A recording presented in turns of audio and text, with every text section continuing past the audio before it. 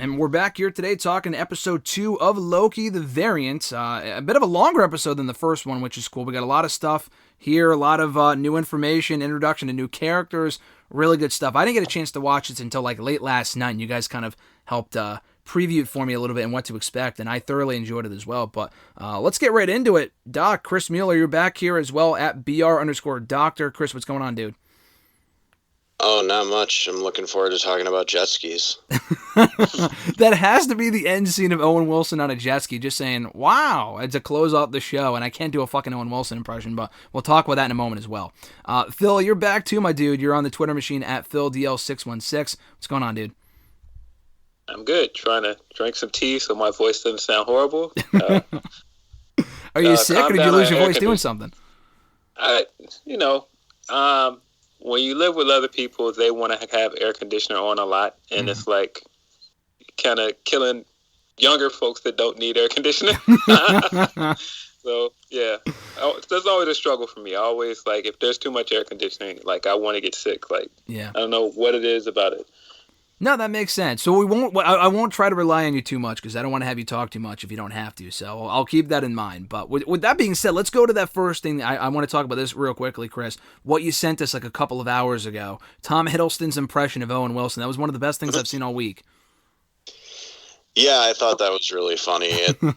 It's common for Owen Wilson's co-stars to do impressions of him, but this was the first time I'd ever seen him react to one. Yeah. I mean, I thought that was funny. I thought it was great. We got to agree, though, that's got to be, whether it be a post-credit scene or one of the final things that we see with this show as they tie everything up, we got to see Mobius and Mobius on a jet ski. I mean, that can't be denied. Yeah, I mean, I posted something really vague yesterday, just being like Chekhov's jet ski, because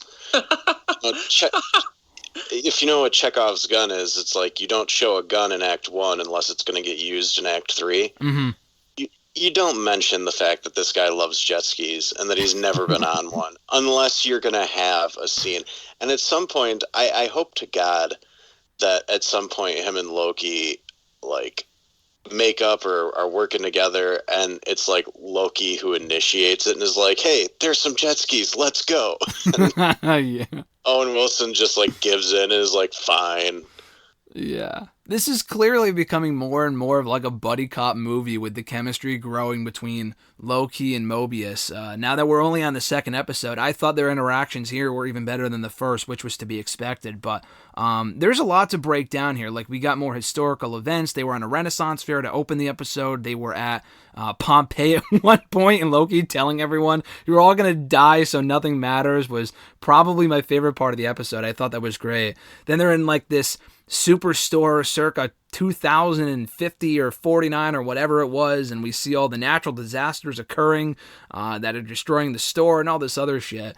Just a lot of fun here with all the different periods they explored, and we kind of got more details on, for example, they said it right out of the gate, like, why can't we just go to a point before the variant showed up? And they kind of explained why they can't do that.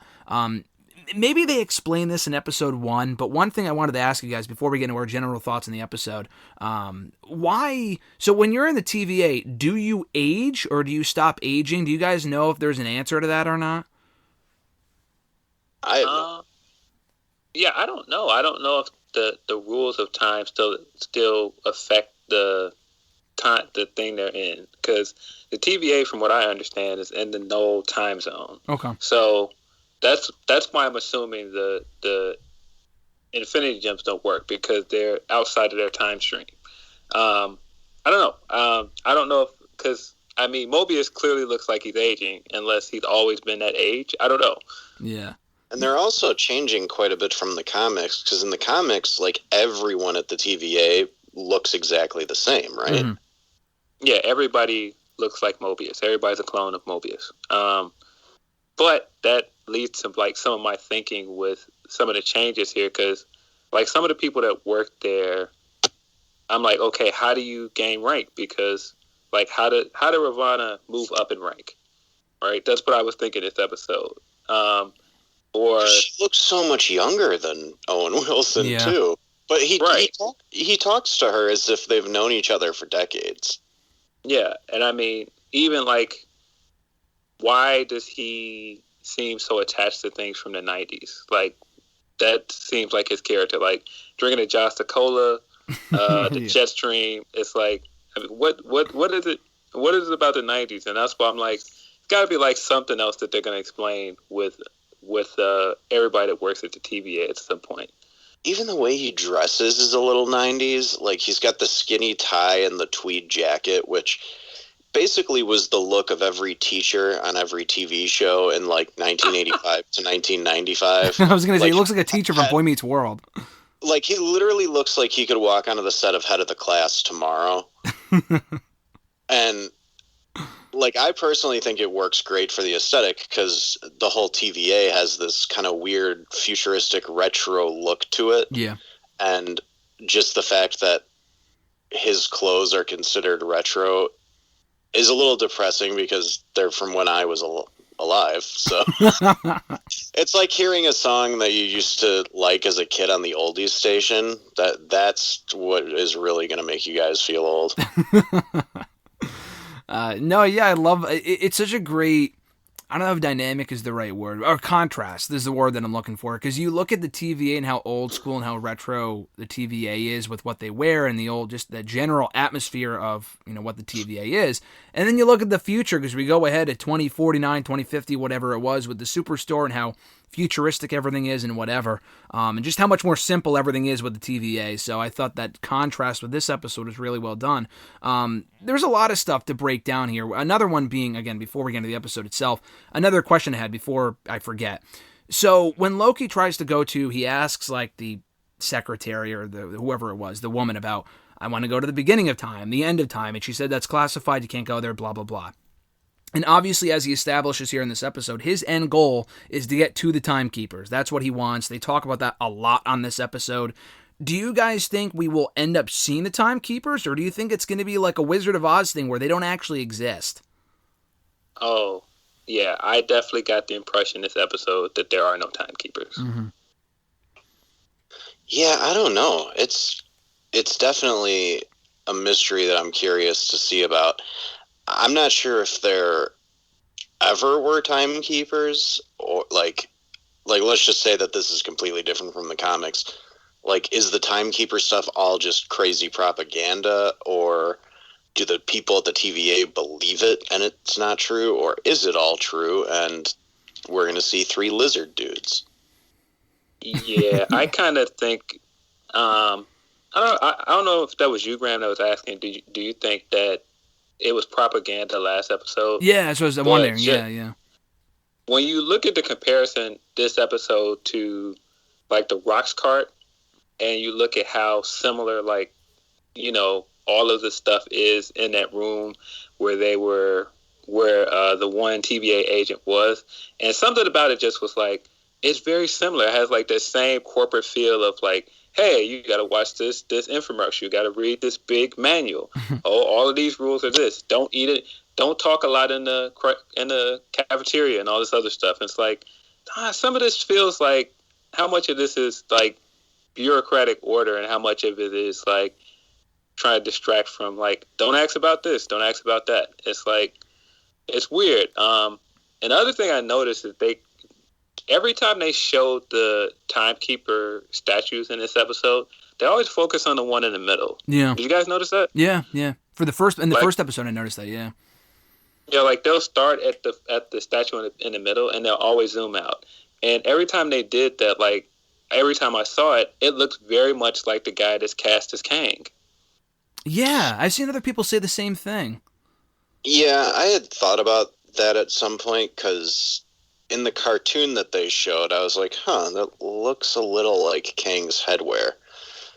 But the guy who plays Kang in Ant-Man has apparently already debunked that he'll appear in. Yeah, but could he be lying? I mean, yeah, he could be.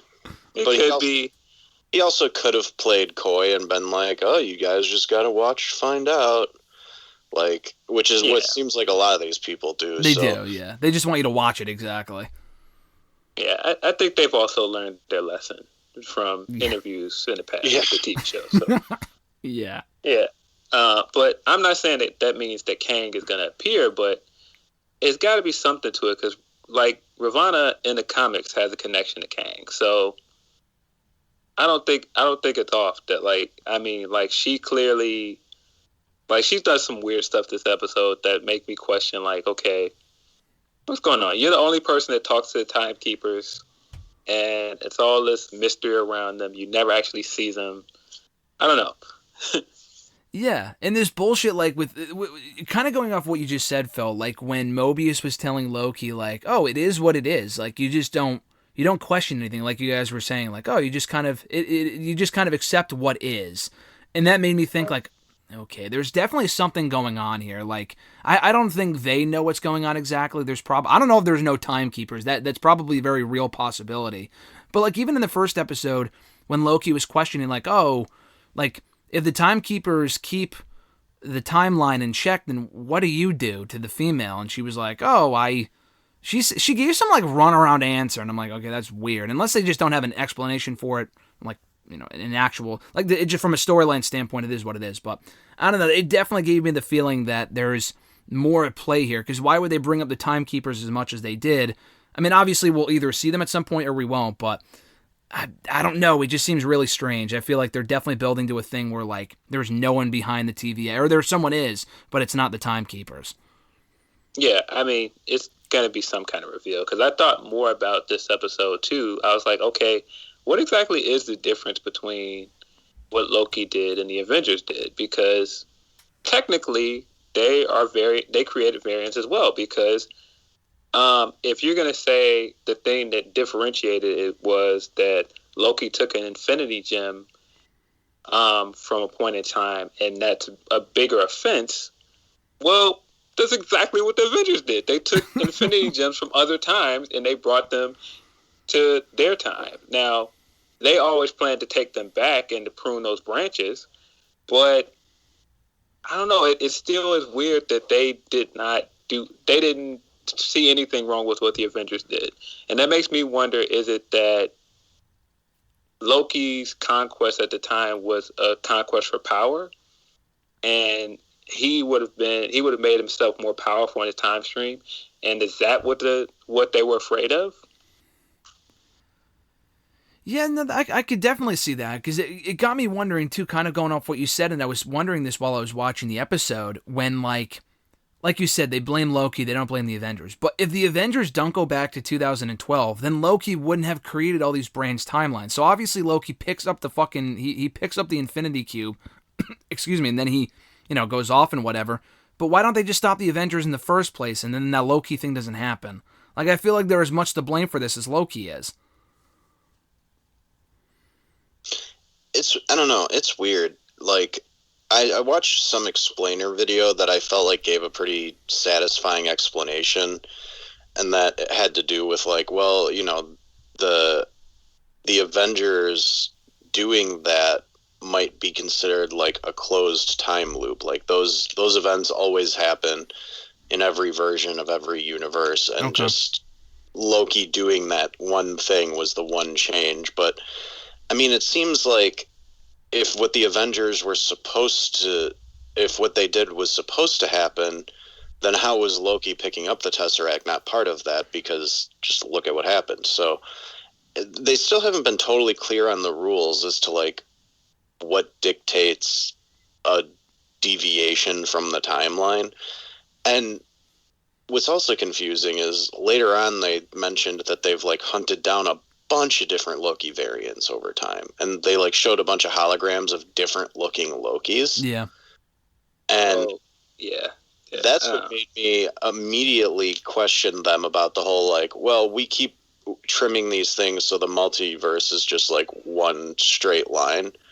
It's like, I think that's probably a lie to begin with, because those all looked like alternate universe versions of Loki, not just the Loki we have that did one different thing. Yeah. Right. And I mean, that's why I'm like, they keep going like it's to protect the sacred timeline. And that's why I'm like, is it something in this timeline that you're trying to protect from changing? Is that what it is? Because it can't be just that you're trying to stop all of these other things from happening, to stop a war from happening, because, like I said, that seems kind of far-fetched. Like, it seems like if that's the case, then you would have stopped the Avengers from doing what they were going to do sooner. It just seems like the Avengers are not a threat to you as of yet. Like, whatever it is in this sacred timeline that keeps the timekeepers or whatever's behind the TVA the most powerful entity at that point, that's what they're protecting. That's what I think. No, it makes sense. It just, and they also mentioned too, did Mobius about like, oh, like what's the role of the timekeepers? And he had mentioned that it was like untangling the infinite branches of time. And then Loki asked like, what's the end game there? And he said, oh, like we'll just live or die in peace. Like that completely confused me. Like if it's infinite times of like branches of time, like then they'll never stop. Like it was just bizarre. Like I didn't understand that, and I don't think we were supposed to. Yeah, I mean, I think we're supposed to question everything at this point. There was a lot of misdirection in this episode. I mean, even from starting where they started and it looked like medieval times, and then like you find out it's not, it's a Renaissance fair. It's 1985, yeah. Oh, God, and it's in Oshkosh, Wisconsin, of all fucking places. Yeah, so I think this whole episode is to make you... everything is a misdirect. The variants they showed for Loki were hilarious because one of them looked like he wanted Tour de France, and I was like, wait. In a Lance Armstrong-looking jersey. Yeah, it was funny. And then the one looked like if Loki stayed in Jotunheim because he was still blue. And then another one looked super Viking inspired. Yeah. Yeah, no, that one is straight out of the comics. The Viking one is from the Jason Aaron's comic. Like and even the Hulk one that they showed is from the Jason Aaron comic as well. Huh. Yeah, I was wondering about that, if there had ever been like a hulked out version of Loki. Even if it wasn't gamma radiation, that was an interesting concept to me. And I loved Loki's facial expression whenever he was reacting to seeing the different versions of Loki. Yeah. Like, I love that he's so in over his head, and yet he's still just grasping to try and control the situation. Yeah. One of my favorite reactions in the episode is when he was like, "That's funny, you're trying to manipulate me." And then Owen... not Owen was it, but Mobius completely tells him what his plan is, and you could see him go looking around like, "Oh, that's not my plan," even though it is.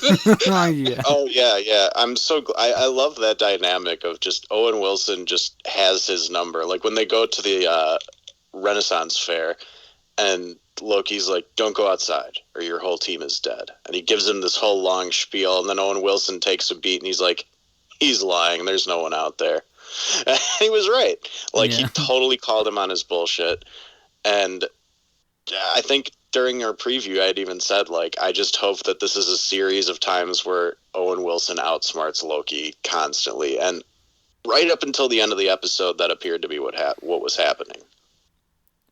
Yeah, do you think with what we saw at the end of the episode that he's going to assume that he was responsible for the timeline getting fucked up, or do you think that he believes that it was Lady Loki or not Lady? I mean, he doesn't know it's a Lady Loki, he just knows it's a Loki variant.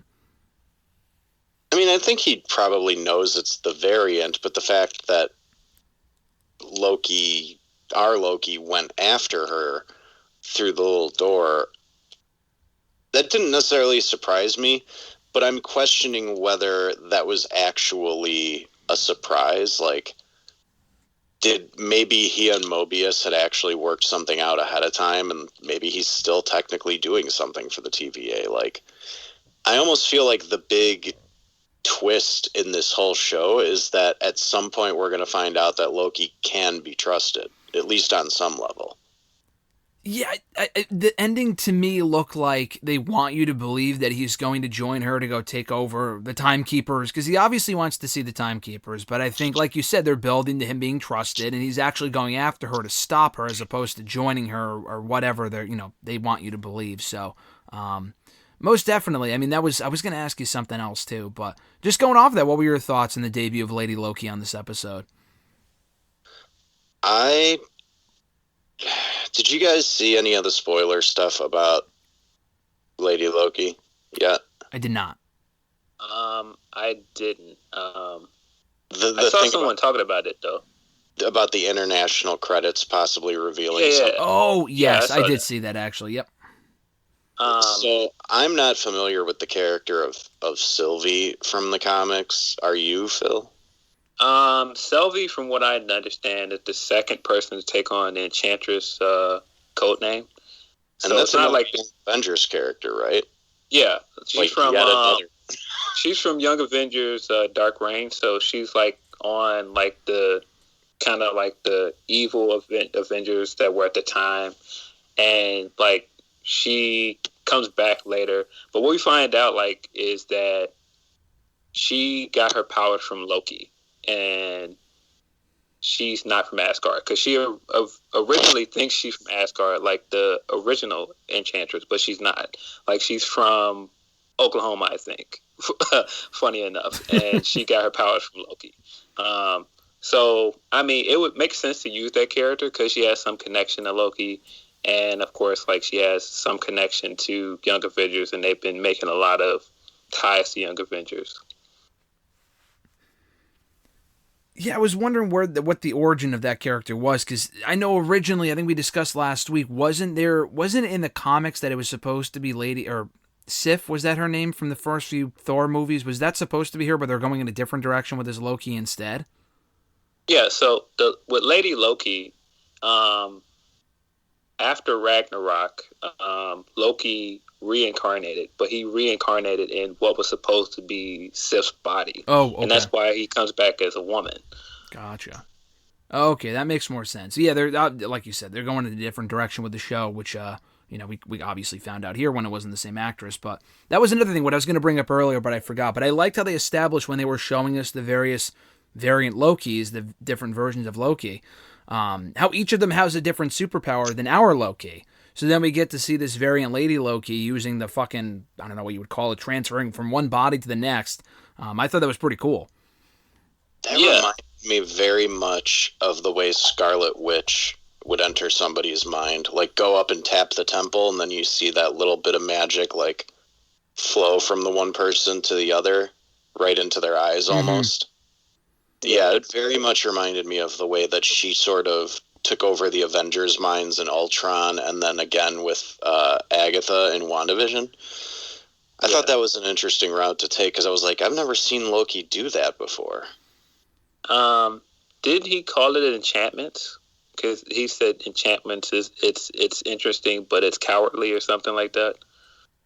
He had made some comments, like, are you talking about during the same scene that he tried to explain the difference between, like, astral projection and digital duplicate, or not digital, genetic duplication or whatever he said? Like, he made a point to notice that, like, they were wrong about his powers. Oh, well, that was very interesting too, and I mean, I'm sure we'll talk about that too, but I'm sure that was brought up for a reason. He was saying there's a difference between illusion projection and duplication projection. Yeah. But no, he said something about enchantments during the fight with the Roxcorp employee guy. And he said like something like enchantments, and he was like, that's a cowardly, and then she was like, working with the TVA is cowardly, blah blah blah. With Randy. Yeah. That was great. And then then when the big guy shows up, he's just like, I miss Randy. Yeah, that was great. So I don't know what to make of that. That could be breadcrumbs to make it seem like this isn't Lady Loki. Maybe it's Enchantress, and maybe like there's a Loki variant that she's working for. Because the other thing is, Enchantress in the comics is a teenager. This Enchantress here is clearly older. Mm-hmm. So yeah, she looks like she's in her 20s, maybe. Yeah, so I'm like, I don't know, maybe it is supposed to be Lady Loki and she just has blonde hair. Maybe she's working with another Loki variant. I don't know. Now, I just had a thought. Do you think they brought up the whole replication thing with him for a specific reason, and that being that maybe that was a Loki replication that he made that jumped through the door with her? And not our possibly. actual Loki? Yeah, I mean, I don't know how much control he has over these things once they're not in his immediate vicinity. Like, I don't know if it's like Multiple Man, where every single one of them has kind of their own consciousness, but also kind of obeys the alpha. But I don't know. It's really weird, and I felt like they mentioned that and had him give a long speech about the difference to plant a seed for something that's going to happen in the future with him using those tricks. Yeah, I think so too. It's possible. I definitely think that we're going to get a call back to that later. Yeah. Hey, I got a quick question. Why don't the TVA use any long-range weaponry? There's just a bunch of people running around with bats. Like, yeah, they disintegrate people, but you still got to get up and touch somebody with one of those things. Yeah, that's a good question. I don't know. Yeah, they're not properly armed. Just seems like a dumb move for an agency that's supposed to be all powerful and capable of taking down everybody up to and including Loki. Like, I don't know. Weird. Do you think they're not disarming them, but like arming them with these ineffective weapons on purpose so they aren't as powerful as they could be, whoever the higher power of the TVA ends up being? I mean, maybe it's just one of those choices that Marvel made, like, oh, well, you know, if they all have guns, then nothing is exciting. Yeah, it makes it too easy for them. I mean, that opening fight scene in the tent when that one girl gets enchanted and then sort of just wrecks the other TVA agents, like, that wouldn't have been as fun if she just turned around and shot everybody, so... Yeah. Yeah. Yeah. Which this scene was really great, by the way. I mean, just Yeah. the way it was shot, like the music and everything, I really like that scene. Oh, yeah, I Need a Hero. Holding That Out for a song's Hero? been popping up in a lot of places lately. Yeah, it was in the Guardians trailer, yeah. And it was in the He-Man trailer. Oh, for really? this new show that's coming to Netflix that Kevin Smith is doing. Huh.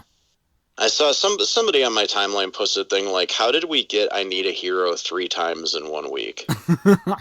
Well, I mean, I can't... I know you haven't seen the movie, Chris, but I can't listen to that song and not think of Shrek 2, because that's the first thing that I think of, and it's at the end of the movie. But it is a good song, though. I saw somebody mention that. They're like, great, now I want to go watch Donkey or something like that. Yeah. Yeah, that was... But yeah, yeah. That was awesome that they used that song in particular, just because you can read so much into the lyrics of that song being important to the show. Yeah. Why would they be playing that song at a Renaissance fair? I think that was more for the scene. I don't think it was actually like... Oh, playing in the tent? Yeah. Yeah, I think that was more for just the scene overall. I didn't think that was supposed to be coming in through the tent. But maybe, I don't know, maybe this Loki is also very performative, and maybe she threw it on because she thought it would be funny. Yeah, she's just a fan of the song, I guess. Yeah, I thought it played after that recording in the Ren Fair tent. Yeah, that's why I thought it came on. But I mean, it is 1985, and at the time, that song was popular because it came out, like 85, 84, something like that? Yeah, so, I don't know. Yeah, that would make sense. And no, it was a good way to kick off the episode. I thought that was great.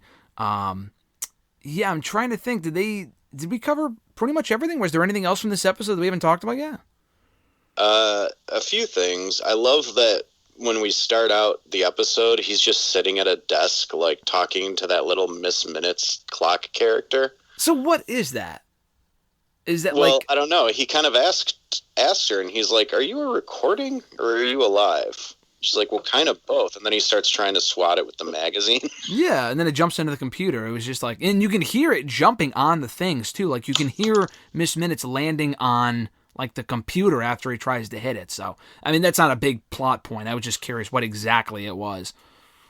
No, I just thought that was funny. And I thought at the beginning of the episode, I was like, wow, so Loki's just settled into this new lifestyle very quickly. Like reading magazines up on the desk, reading about jet skis. But yeah, the whole thing with the jet ski magazine was funny. And Owen Wilson's explanation for it was like so innocent and perfect. Like it's like, oh, for this one brief moment in the 90s, these two things of form and function came together to produce something amazing. And I love how Loki agreed with him when he's just like, yeah, why do you have that? He's like, because jet skis are awesome. He's like, yeah, they are. Like he would even know. I don't know, man. He was DB Cooper, so maybe he has spent some time on a jet ski. You never know with this guy. Well, we found out in this episode he's never had candy before, and their version of candy in Asgard was like grapes or something, which you can see in Ragnarok when he's Odin and he's eating grapes during the acting scene. Yeah, he's like, don't you have candy? We have grapes and nuts. He's like, oh man, no wonder you're so bitter. Yeah, that was great. But no, we also got to see his reaction to reading the Ragnarok report. Yes, yeah. Which I thought it was interesting that they showed him tearing up a little bit, because it just goes to show you that, like, deep down, he has always loved Asgard and those people, but never really felt accepted. Mm-hmm. And I thought it was cool that they showed that one little quick moment of him kind of growing a tear in his eye. And then a few minutes later, when he's talking to Owen Wilson about it, almost brushes it off like, oh yeah, so sad, moving on. Like, yeah. He just always has this veneer of confidence up, but those few little moments that we get to see him having genuine reactions to things, I think, are what's making this show so unpredictable, because it's like, Loki clearly wants to be good or redeemable or something in some way, but there's something inside him that doesn't let him do that. And I think that's kind of relatable to a lot of people who have self-destructive tendencies. Mm-hmm. Yeah. That's why, I mean, he said another line around that time where he was like, nobody's entirely good and nobody's entirely bad. And it's like, nah, that makes me think a lot of things about the TVA and Ravana, but it makes me wonder, like, what is the end game of this show with him? I mean, it's clearly going to set him up for a kind of a redemption, but I don't think it's going to be like all of a sudden he's going to be like this big hero.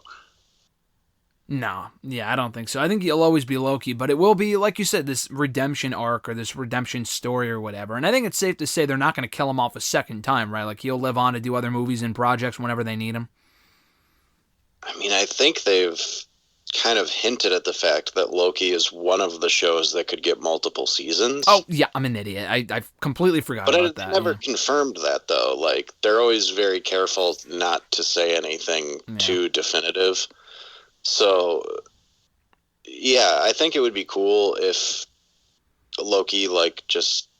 I don't want him to make the full babyface turn like he did at the end of Ragnarok quite. Like, I think it would be a little rushed if they had it happen, but it wouldn't surprise me if he still did end up doing something heroic, but just for his own purposes at some point. Yeah. And it seems like for now, as Mobius had brought up, his intention of doing this is just because this variant Loki is the superior Loki, and that's the only reason why he wants to get rid of them, is because Mobius believes that they're the superior Loki. And he had brought that up various points to it, which I thought was great. Yeah. And I mean, he's always going to do his own. He's always going to do things for his own motives. I mean, even when he did the right thing at the end of Ragnarok, he still pocketed the Tesseract. So, yeah, true. Exactly. Yeah, he'll never be 100% good. I mean, there's never gonna be like the, shaking hands and kissing babies Loki. Yeah, exactly. I mean, Loki's last word to him before he dies is brother, you truly are the worst. Because he finds out he had the Tesseract.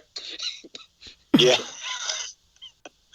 That was funny. Watching him watch his death scene that first episode was another one of those moments where I think you got to see, like, the real Loki and how he's reacting to things. But yeah. The other thing that I want to mention is that Roxcart store. So that's owned by Roxxon, right? We're just supposed to assume that? Yeah. It's got to be, yeah. Yeah. It seems like they've been really ramping up the Roxxon mentions recently. Like, the last few movies and TV shows have all had a reference to it in some way, shape, or form, even if it's just a logo somewhere. Mm-hmm. But, yeah, I think at some point they will do something interesting with that. I just don't know what it would be, because they've changed enough from the comics where I don't know if Roxxon would be the exact same entity that it is in the comics. Mm-hmm. Yeah, I mean, they're clearly going for the big corporate conglomerate again. And sure, they're the Amazon / Walmart of their universe, exactly. kind of. Yeah. So yeah, there's clearly going to be something they do with that, and I mean, it seemed like they started doing something with it in the Agent Carter show, because didn't they mention the guy from Roxanne all the way back then? Yeah, and there was some reference to Agent Carter in this episode, wasn't there?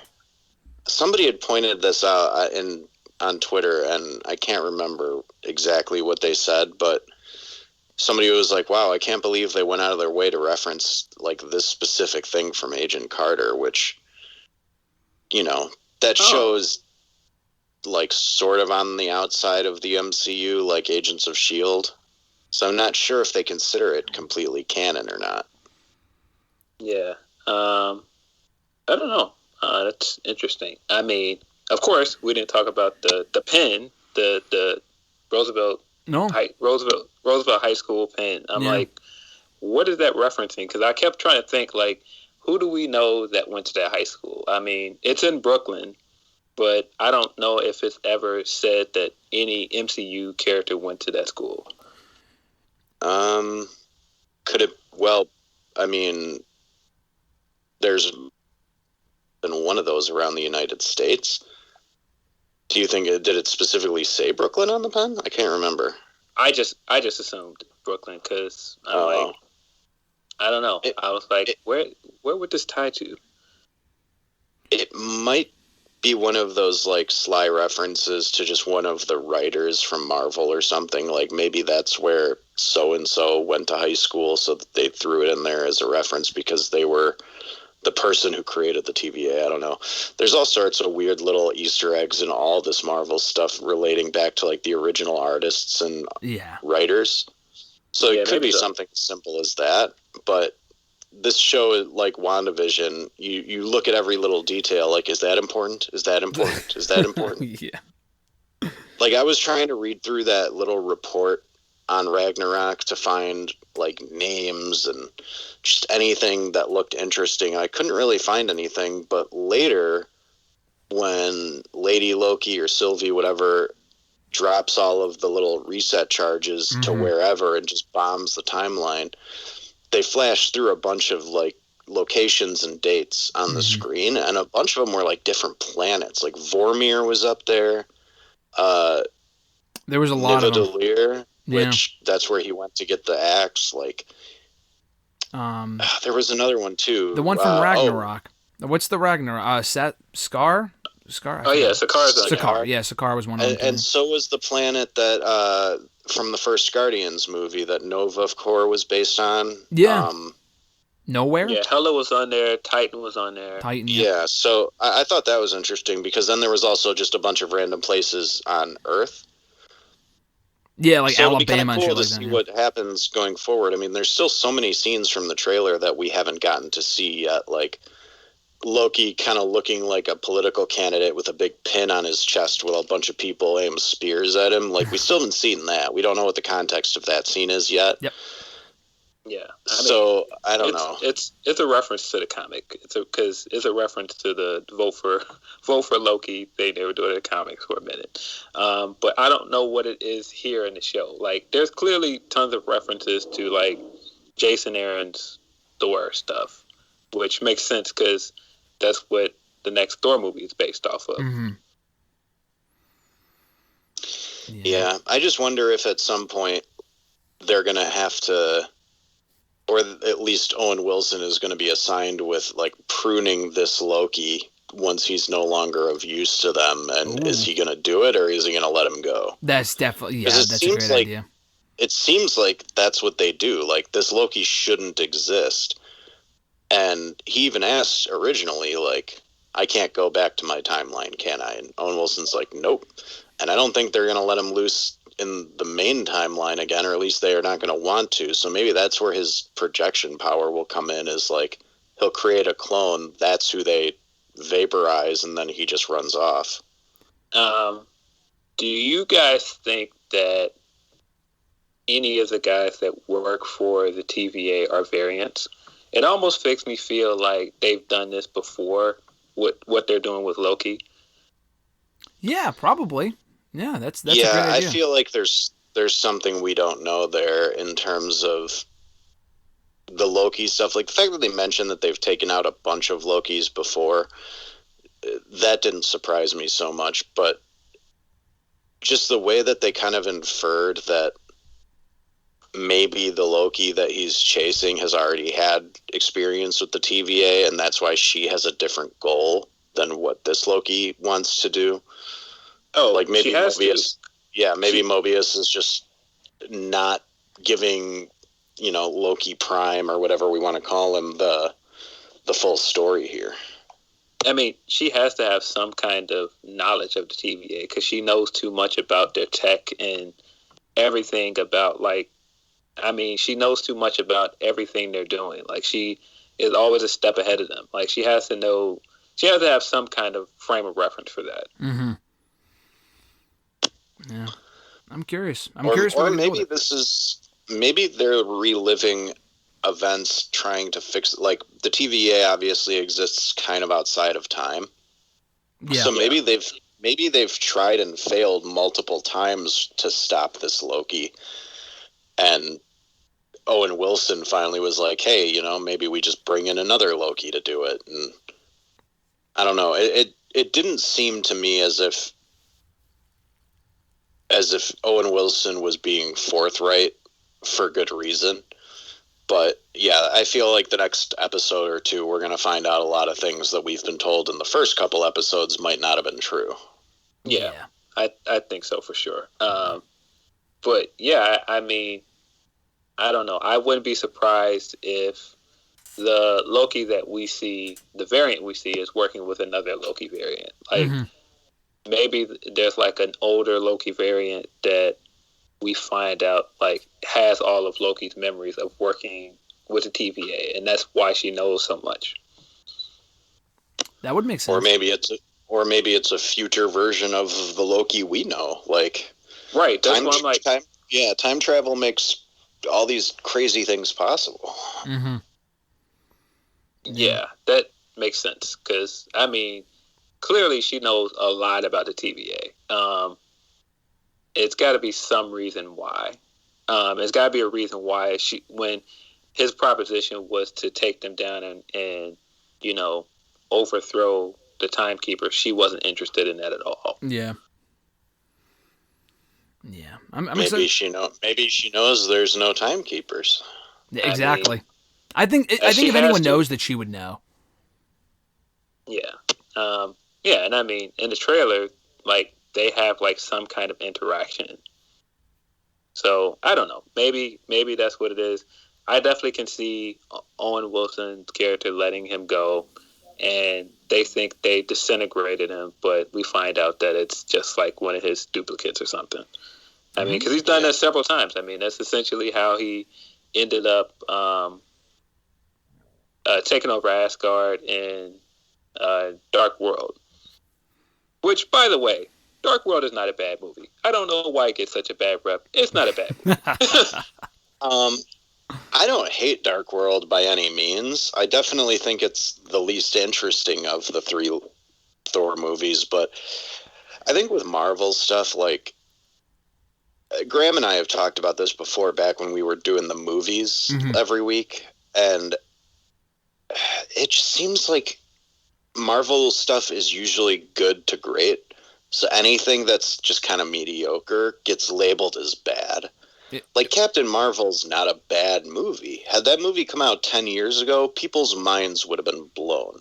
Yeah. But it came out after we'd already seen all this awesome Marvel stuff, so people were like, I've already kind of seen this. So, yeah, it's definitely at a point where Marvel fans want to be blown away, and if they're not, they're like a little disappointed that it just wasn't amazing, which it might be unfair, but at the same time, like, we cover pro wrestling fans are exactly like that.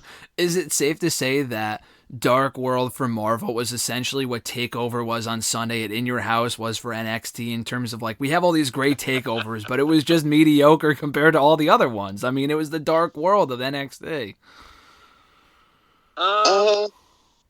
Yeah, that NXT was more like the Iron Man 3. Okay, Like I could see that. I liked Iron Man 3. It was good, but you're not gonna like miss a lot by skipping it. Yeah. Yeah, I am a strong believer that Iron Man 2 is not only the worst Iron Man movie, it is possibly the worst MCU movie. Wow. And I don't understand why people think that, I always hear people say that the Thor movies are the worst MCU movies. I strongly disagree. I like the first Thor movie. Graham and I have talked about this. I will defend the first Thor movie. Yeah, Chris was very, very modest towards that movie. I don't know where we put Iron Man 2 in our rankings, Chris. I'd have to go back and look. My guess is this wasn't super high, but I think both of us said we enjoyed it. Like, no, and I thought it was Iron Man 3 that got a lot of hate because people didn't like the kid, and the whole Mandarin reveal pissed a lot of people off. Personally, I think it's funny, but whatever. I'm on the other side of the spectrum. I believe that Iron Man 3 is great. I love it. I think it's the best Iron Man movie. But wow. I have always said that Iron Man 2 is overrated. Like, Iron Man 2 is great because of briefcase armor and some set pieces in it, but it doesn't really have a plot. And I mean, that's not to say that it's not enjoyable, but like, it has a lot of flaws that I think people ignore.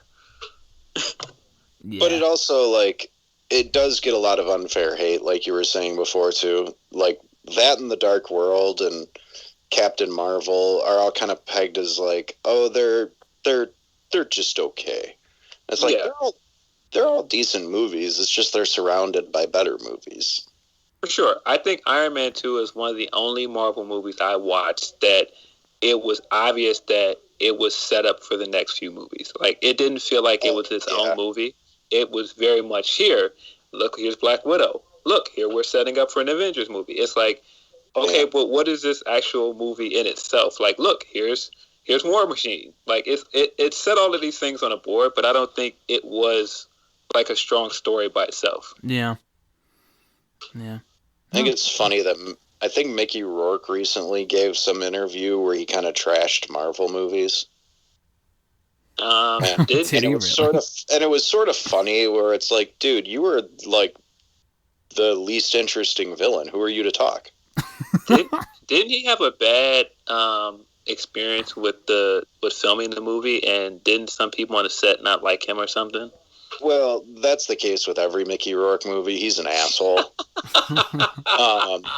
And I'm pretty sure I heard a pro wrestler or two mention that when he was doing stuff with them for WrestleMania after the wrestler was such a big hit, that like he was just kind of a pansy about it. Like, they were building to a match, and it got taken all the way down to him just punching Jericho once. Yeah, that was his fault, I think, for that falling through. Because he was like, I don't want to do it. So then why the fuck did you agree to do the angle in the first place? Right, and it's like, listen, we get it. You're not actually a pro wrestler. You made a movie, and you don't necessarily want to disrespect the business by trying to be that thing from the movie that you're not. That's fine. But, like, to come out and trash all these Marvel movies after you kind of sucked in Iron Man 2, like, that Russian accent was awful. It made Lana look like a saint. Like, I was offended on behalf of Russians. Like, yeah, that accent was as Boris and Natasha as it gets. Yeah. Yeah, I mean, Sam Rockwell single-handedly saved that movie from being... Oh, he was awesome, yeah. They got to bring him back. Yeah, I really need to. Yeah, I really enjoyed him in that movie. I feel like I was very hard on Iron Man 2 a few years ago, but like I said, there's things to like about it. But when I rewatch it, I'm like, yeah, this thing has a lot of misfires in it. Yeah. Well, and also it's another movie where the hero fights a villain who has either the exact same or similar power set, and we'd already seen that several times at that point, like Captain America fighting Red Skull or Iron Man fighting Ironmonger. Even kind of Thor going up against Loki. It's like the first several Marvel movies followed this pattern of hero fights villain who's similar to them. Yeah. And Iron Man 2 like really leaned hard with all those drones that were flying around like Iron Man. Mm-hmm. So I think at that point people were just like, okay, can Iron Man fight somebody new that doesn't have another suit just like his, maybe? Yeah, and I feel like he beat him very easily in the last fight as well. He beat him very easily on a racetrack as well. It was like, okay. Yeah, I mean, I won't go into how I feel like the last act of the first two Iron Man movies are kind of underwhelming. Like, they're good, but when you compare them to the last act of some of the other movies, it's not as great. But again, that's why I don't understand why Iron Man 3 gets a lot of hate, because I feel like the last act in that movie is far superior to the other ones. Mm-hmm. Yeah, I liked the whole, like, I'm going to explode all my suits thing at the end. That was cool, even though he just kind of goes back on that later and has a million new suits. But I liked a lot of Iron Man 3. I didn't think that the kid was necessary, but I also understand why a franchise like Marvel would occasionally put a kid character in these movies. They're a huge market for them is young viewers, and movies like this put characters of that age in there so the person watching has somebody they can relate to on screen. Exactly. It's a very common thing in Hollywood, and we're never going to get past that. But that kid was like kind of annoying, so I think that's why so many people hated on it. He was just like a little too smart for his own good is the impression I got from a lot of people. But it's like, yeah, but this is a guy who's like literally this is a kid who's talking to the smartest man in the world. Like, you're going to say that the kid's a little too smart for his own good when he's talking to Tony Stark of all people? Mm-hmm. Yeah, I don't remember many people not liking the kid, but I didn't have a problem with it. I thought all of their scenes together were great. I mean, I won't get into my love for Iron Man 3, but just the whole him driving off on the kid and coming back, and that's hilarious. Like, you're just gonna leave me in the cold like my dad? Yeah, straight up. Just drives off. Doesn't he straight up tell the kid not to be a pussy at some point?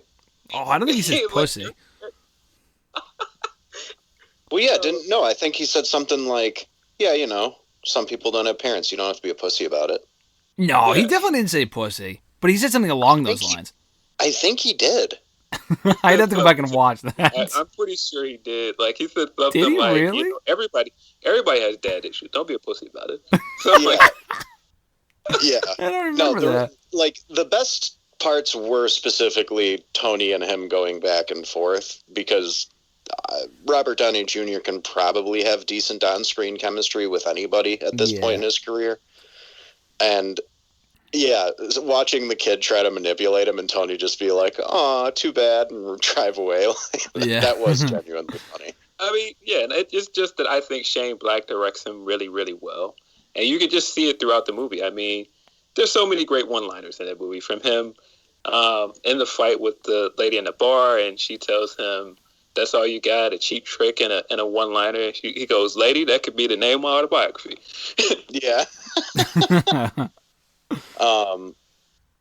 Yeah, I don't know. The extremist stuff from that movie, I was surprised that it got used more in Agents of S.H.I.E.L.D. than it has in any of the movies since then.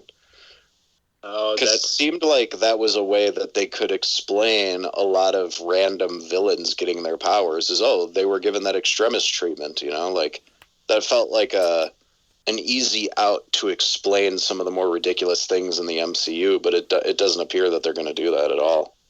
That was one of my few gripes with the movie, is that they went away from the original idea to make the Maya character the main villain.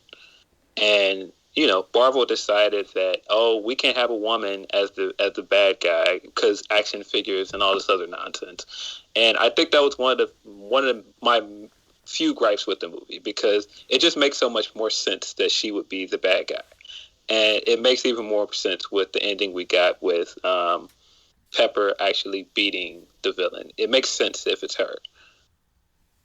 Yeah, it would have, and Marvel doesn't like to do male on female violence for more than a couple of seconds, maybe. So you're right. It would have been perfect for it to be Pepper, who's the one who kills her. And it's also like, so that was Sally Hawkins, right? The actress? I don't remember. I believe that's her name, Sally Hawkins, who is a great actress. Like, she's been in a bunch of other stuff, including the recent Kong versus Godzilla movie. Like, they kind of wasted her. And you can kind of tell that they changed directions maybe midway through making the movie, because I just don't feel like they would have gone out and got somebody like her, because she doesn't look like a supermodel, so she's not who you'd expect Tony to be interested in.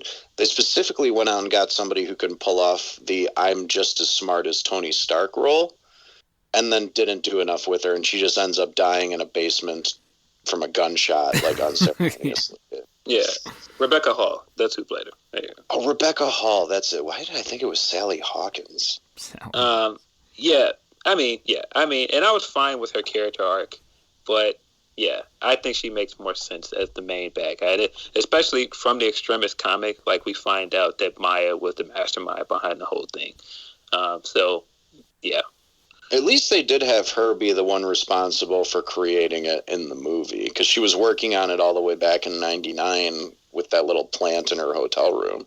Yeah. No, that was well done. Which, I know we're supposed to be talking about Loki, but can we talk about the fact that they, like, who the hell was like, oh yeah, mullets were still big in '99, right? Give Happy a mullet. That was definitely like Pulp Fiction inspired, I think. Just the way that he looked like he looked like fucking. Even if that was supposed to be the case, Pulp Fiction was like '96, right? So that movie would have been a few years old. Yeah. And in '99, mullets were not in 1999. Like, I remember 1999 because that was my sophomore year of high school, I think. Mm-hmm. Like, it was all about hair gel and sharp spikes pointing in random directions. Like, basically everybody walked around looking like the lead singer of Sum 41.